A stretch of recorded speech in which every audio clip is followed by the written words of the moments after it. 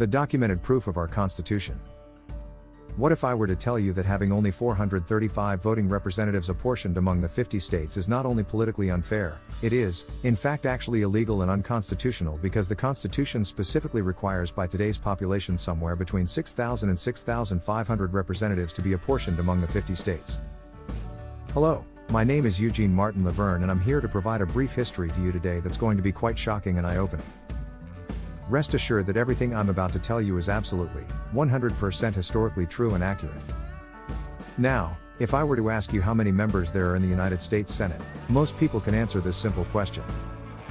They would say 100 and be right, but if I were to ask you how many voting members there are in the United States House of Representatives, the sad truth is that most people really don't know.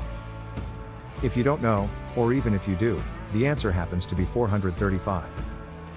And if I were to follow up this question with the second question of why few people pay attention to such things?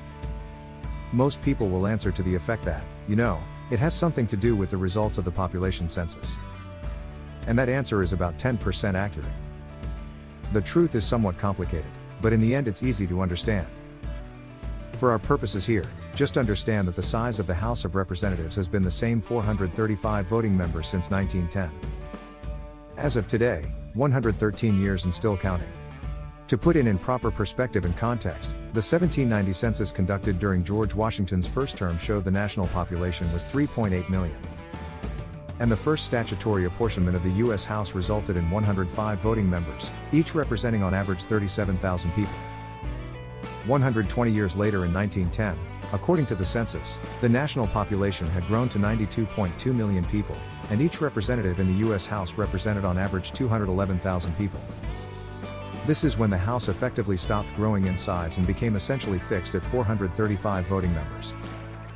Now moving forward 100 years from 1910, according to the 2020 census, we have grown to 332 million plus. Yet we still have the same 435 voting members in the U.S. House that we had 110 years earlier in 1910. But now each representative in the U.S. House represents on average 763,000 people. The 2020 census indicates Montana had a population of 1,001,400, and they had one representative for the entire state between 1993 and 2023, just qualifying for a second representative this year, whereas Wyoming, the smallest populated state in the Union, has approximately 580,000 people and they have the same one representative for the entire state, but there's almost a 420,000 population variance between Wyoming and Montana. While this change in Montana's representation is now more even compared to Wyoming, Montana still suffered a lack of proper representation for 30 years. For further illustration, my home state of New Jersey had a 2021 census population of 9.3 million and was apportioned 12 representatives, for an average of 775,000 people represented by each representative, right on the national average of 775,000 per representative. California has 52 representatives and a 2021 census population of 39.25 million.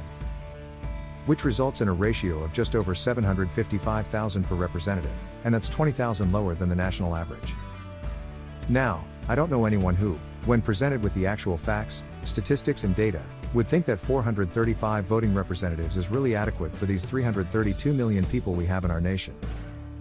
This isn't the total picture either. As populations change, the number of representatives per state continues to change. Our total national population has been growing and has quadrupled since 1910, yet the size of our representative body, the People's House, has remained the same, shutting out any effective representation for the citizens of our country. A number of states, New Jersey and California for example, have lost and will continue to lose representatives as their populations change compared to other states. As our population grows, your voice and vote, as tiny as they are now, will continue to shrink into nothingness. Now let that sink in.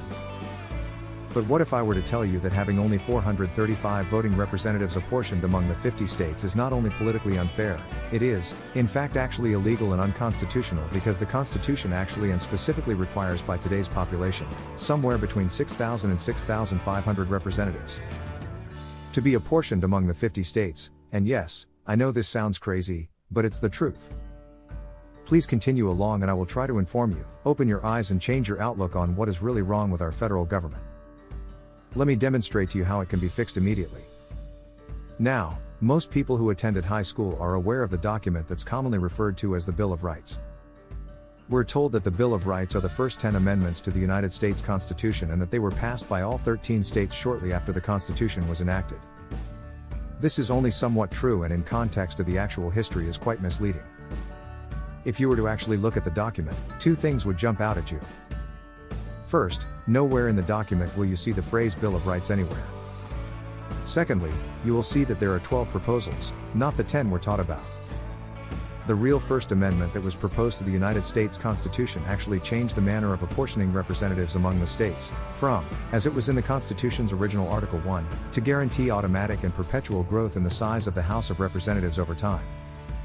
As the nation's population invariably would increase, this real First Amendment was written so that over time, perpetual growth in the size of the U.S. House was constitutionally guaranteed in the organic law of our country itself and was governed not by a political process, but actually a fair and objective mathematical ratio. And this was done to guarantee that there would never be a time in our future history where one representative represented and spoke on behalf of more than 50,000 people. Today, as I already said, the average is one representative for every 775,000 people with many disparities. The Founding Fathers, to be blunt, would be appalled. Had this real First Amendment been recognized as being ratified by the requisite number of states, today, we would have, as I indicated, between 6,000 and 6,500 members in the House of Representatives, not a mere 435. And what a very different world that would give us. The entire story of how such an important amendment, literally the real First Amendment, became somehow lost or forgotten, or intentionally hidden, is the subject of a book I've written. Titled How Less is More, The Story of the Real First Amendment of the United States Constitution. Lest you think that this book is some superficial, inaccurate, or just merely a throwaway pamphlet, think again. The actual book is available for purchase on barnesandnoble.com or amazon.com. It contains in excess of 500 pages of detailed scholarly text and photographic documentation. It contains photographic evidence of all the documentary evidence used to make the case that Article the First was ratified, and includes 40 pages of micro-print notes at the end for verifiable proof. There are even footnotes to the endnotes. That's how thoroughly this project has been researched and documented. Now, obviously I cannot distill 230 years of history in 500+ pages of text, hundreds of photographs, and thousands of micro-print size endnotes into just a few minutes. So, over a period of time I will be making additions to the book and adding to the record. Read the book, do additional research on your own, knowledge is power. Research all the information in the book, the information and documents are real. You, the people, want power. You want a peaceful revolution. You want a fair political process that allows for change.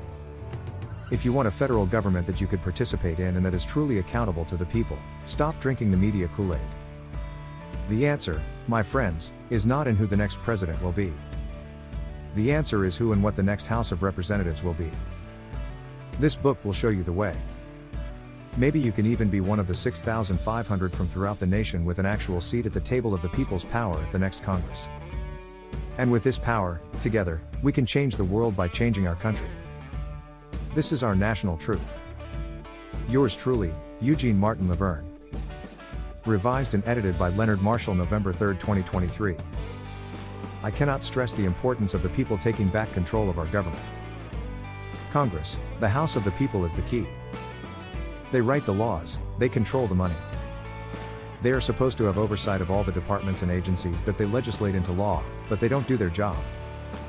They have control over the executive and the Supreme Court, via the Constitution, yet as we have seen in the recent past, they would rather fight over power than for the benefit and safety of our country. The power exists in Article the First. The proof of ratification has been revealed by the thousands of documents viewed, reproduced, and distilled into this book for that very purpose. Available on Amazon.